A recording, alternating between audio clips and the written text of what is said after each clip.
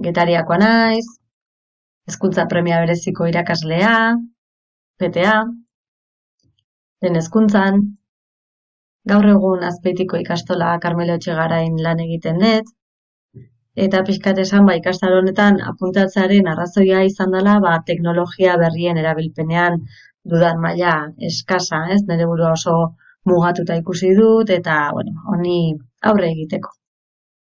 Ja ikastaroa amaitzear dagoen honetan esan oso positiboa eta interesgarria izan dela, aplikazio tresna baliabide pila bat helarazi dizkigu irakasleak, eta hemendik aurrera geratzen zaidana da guzti hau praktikan jartzea, ez? Eta gero nire egunerokotasunean txertatzea.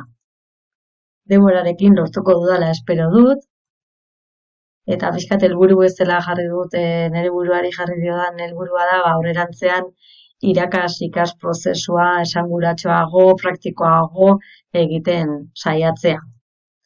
Nire etorkizuneko ikasleek eskertuko dute, eta, esan mila esker guztiarengatik, oso positiboa izan delako, irakaslearen gantik beti jarraipen oso zehatza, oso zorrotza izan da, edozein zalantzen horrean berehala erantzuten, eta oso positiboa dena.